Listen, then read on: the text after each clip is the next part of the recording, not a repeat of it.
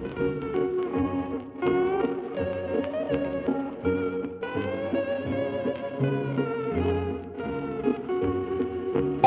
Hi friends, welcome back to my channel good gossiping. ఇవాళ just నేను ఒక దొండకాయ ఫ్రై చూద్దామని వీడియో చేస్తున్నానండి. దొండకాయ ఫ్రై మా ఫ్రెండ్స్ చాలా నచ్చిందన్నారు, వీడియో పెట్టమన్నారు. సో నేను వీడియో పెడదామని ట్రై చేశానండి. ఇట్లా వెరైటీగా ఇట్లా చేస్తే దొండకాయ ఫ్రై చాలా బాగుంటుందండి. మీకు డెఫినెట్గా చికెన్ కన్నా కూడా చాలా బాగుంటుంది. ఒకసారి వీడియోలో డీటెయిల్స్ చూపించాను, చూడండి ప్లీజ్. ఇప్పుడు నేనైతే దొండకాయ డైరెక్ట్గా నైఫ్తో కట్ చేయలేదు, కట్టర్తోనే కట్ చేశాను. ఫస్ట్ ఇట్లా ఎడ్జెస్ కట్ చేసుకుని కట్టర్తోనే కట్ చేశాను. 1/2 కిలో దొండకాయలు తీసుకున్నాను నేను వచ్చేసి. 1/2 కిలో దొండకాయలని కట్టర్తో కట్ చేశాను. జస్ట్ 5 to 10 minutes పడుతుంది కట్టర్తో, చాలా ఈజీ. ఇలా స్మాల్ పీసెస్ అయిపోతాయి. ఇంకా అప్పుడు మనం ఫ్రై చేసుకోవడానికి చాలా ఈజీగా ఉంటాయి. యాక్చువల్లీ దీన్ని రౌండ్గా కూడా కట్ చేసుకోవచ్చు.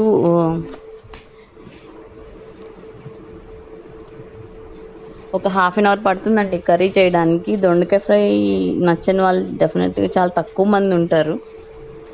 ఇలానే దొండకాయని ఎడ్జెస్ కట్ చేసుకున్నానండి.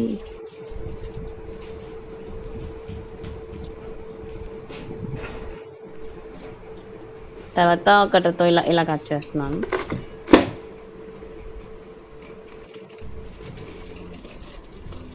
చూస్తున్నారు కదా, ఈ పీసెస్ చిన్న పీసెస్ అయిపోయినాయి అన్నమాట. వాటర్లో అట్లా దొండకాయలు 5 minutes ఉంటే క్లీన్ అయిపోతాయి, దానికి ఏం ప్రాబ్లం లేదు. ఇట్లా ఒక 1/2 కిలో దొండకాయలు తీసుకున్నాను నేను. మొత్తం కట్ చేసేసాను, ప్లేట్లో పెట్టుకున్నాను. కొంచెం దీనికి ఆయిల్ ఎక్కువగానే పడుతుందండి. ఆయిల్ తక్కువ వేసి చేయడం అట్లా కుదరదు. 100 ml ఆఫ్ ఆయిల్ వేయాల్సి వస్తుంది ఖచ్చితంగా. మనం టీ తాగే గ్లాసెస్ ఉంటాయి కదా, టీ గ్లాస్ కంప్లీట్గా ఆయిల్ పడుతుంది. అప్పుడే దొండకాయ ఫ్రైకి టేస్ట్ వస్తుంది. ఫస్ట్ నుంచి కూడా స్టవ్ ఒక 10 minutes హై ఫ్లేమ్లోనే ఉండాలి. ఆయిల్ చూడండి, నేను 1/2 కిలోకి ఇంత ఆయిల్ తీసుకుంటున్నాను.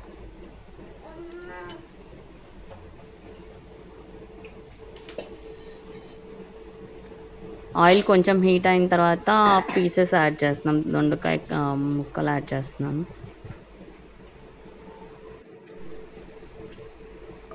ఫస్ట్ నేను తాలింపు గింజలు కరివేపాకు ఏమీ వేయలేదని డైరెక్ట్ ఆయిల్ హీట్ అవ్వగానే దొండకాయ ముక్కలు వేసేసాను. ఒక 10 minutes హై ఫ్లేమ్లోనే ఉంచాలి. 2 minutesకి ఒక్కసారి కలిపెడుతూ ఫ్రై చేసుకోవాలి. ఎవ్రీ 2 minutesకి కలిపెట్టాలండి. హై ఫ్లేమ్లో ఉంది కాబట్టి స్టవ్ చాలా కేర్ఫుల్గా ఉండాలి. 10 minutes హై ఫ్లేమ్లో ఉంటేనే ఈ దొండకాయ కొంచెం షేడ్ మారుతుంది, లేదంటే సిమ్లో చాలా టైం పడుతుంది. ఫస్ట్ 10 minutes హై ఫ్లేమ్లోనే ఉంచాలి. 2 minutesకి ఒకసారి కలబెడుతూ ఉండాలండి. చూస్తున్నారు కదా, హై ఫ్లేమ్లోనే ఉంది స్టవ్. 8-10కి నేను హై ఫ్లేమ్లో స్టార్ట్ చేశాను. సో ఎవ్రీ 2 minutesకి నేను కలపెడుతున్నాను. హై ఫ్లేమ్లో 10 minutes ఉంటేనే దీని కలర్ చేంజ్ అవుతుంది, లేకపోతే 1 hour అయినా పట్టచ్చు ఫ్రై అవ్వడానికి. ఇప్పుడు జస్ట్ 1/2 hourలో చేసేయచ్చు దొండకాయ ఫ్రై. కిలో కర్రీ అయినా సరే 1/2 hourలోనే అయిపోతుందండి.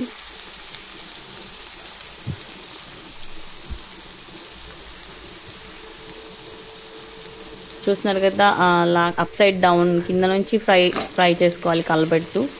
ఎవ్రీ 2 minutesకి ఒకసారి కలపెట్టాలండి. ఆయిల్ చూసారా బాగా కనబడుతుంది కదా, ఆయిల్ అంత ఉంటేనే టేస్ట్ ఉంటుంది దొండకాయ ఫ్రై వచ్చేసి. లాస్ట్లో ఇంత ఆయిల్ ఉండదు, ఎందుకంటే మనం కారం కొన్ని స్పైసెస్ యాడ్ చేస్తాం కాబట్టి. సో ఈ ఆయిల్ ఉండదు అంతగా.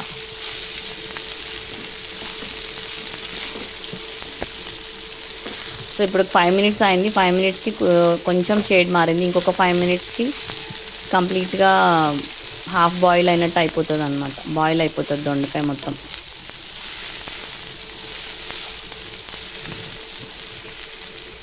ఏం యాడ్ చేయలేదు, ఆయిల్ దొండకాయ ముక్కలు అంతే. చూసారు కదా, 8-10కి స్టార్ట్ చేశాను. 8:20కి వచ్చేసి సిమ్లో పెడుతున్నానండి. 8:20కి అంటే 10 minutes తర్వాత నేను సిమ్ ఫ్లేమ్లో పెట్టి ఫ్రై చేస్తున్నాను.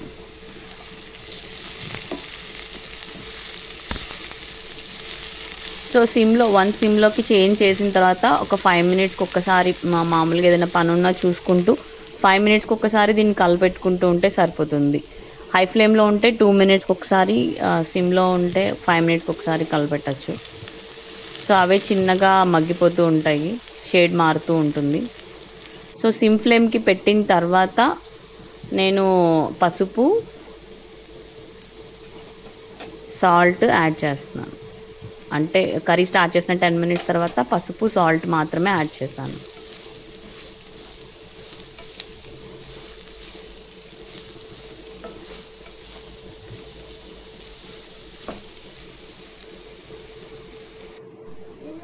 ఆ తర్వాత 5 మినిట్స్ ఉంచాను. 5 మినిట్స్ తర్వాత ఇప్పుడు తాలింపు గింజలు యాడ్ చేస్తున్నాను. సో కర్రీ స్టార్ట్ చేసిన 15 మినిట్స్ తర్వాత తాలింపు గింజలు యాడ్ చేస్తున్నాను. హాఫ్ ద కర్రీ ఫినిష్ అయిన తర్వాత దినుసులు యాడ్ చేసుకోవాలి. తాలింపు దినుసులు ఉంటాయి కదా, పచ్చిపప్పు, మినపప్పు, జీలకర్ర, ఆవాలు యాడ్ చేస్తున్నాను.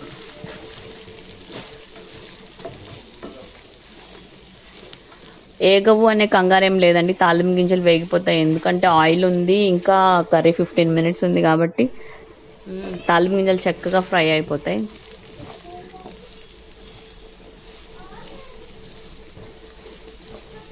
తాలింపు గింజలు యాడ్ చేసిన 5 మినిట్స్ తర్వాత లాస్ట్లో ఒక 10 మినిట్స్ ఉంది కర్రీ అన్నప్పుడు కరివేపాకు యాడ్ చేస్తున్నాను.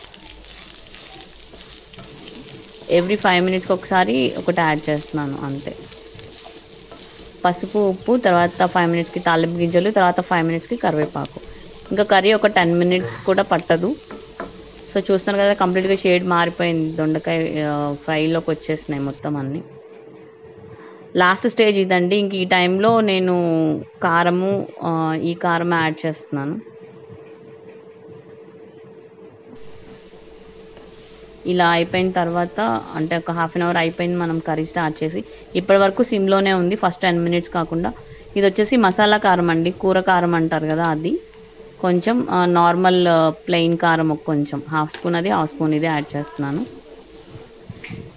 ఇంకా కొత్తగా యాడ్ చేసే స్పైస్ పౌడర్స్ కానీ ఏం లేవండి, కొత్తగా యాడ్ చేసే పేస్ట్ కానీ ఏం లేదు. మసాలా కారం హాఫ్ స్పూను, నార్మల్ కారం హాఫ్ స్పూన్ వేసేసాం. సాల్ట్ వచ్చేసి ఇంకా చూసుకొని మనం సర్వ్ చేసుకోవడమే, ప్రాబ్లం ఏం లేదు. అది నేను సరిపడా వేసేసాను ఫస్ట్లోనే. ఇప్పుడు కారం వేసిన తర్వాత ఒక 1 మినిట్ 2 మినిట్స్ ఉంచేసి స్టవ్ ఆఫ్ చేసేస్తున్నాను. ఇప్పుడు టైం వచ్చేసి 8:40 అయిందండి. ఎగ్జాక్ట్గా హాఫ్ అన్ అవర్ పట్టింది కర్రీ నాకు. సో కర్రీని వచ్చేసి సర్వింగ్ బౌల్లోకి తీసేసుకోవడమే.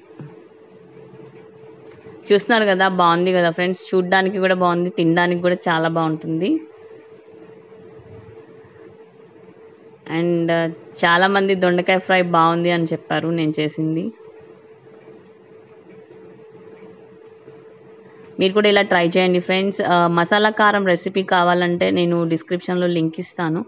కూర కారం మసాలా పౌడర్ రెడీ చేసుకోవడానికి, దాన్ని సాంబార్ కారం అని కూడా అంటారు. డిస్క్రిప్షన్లో ఉంటుంది, ప్లీజ్ చెక్ చేయండి ఫ్రెండ్స్. పప్పుచారు, రసం, ఏదైనా రెడ్ చట్నీకి చాలా బాగుంటుంది. చూసారు కదా ఫ్రెండ్స్, దొండకాయ ఫ్రై బాగుంటే మీరు please like my video, subscribe my channel. డెఫినెట్గా షేర్ చేయండి, ట్రై చేయండి. Thank you for watching video.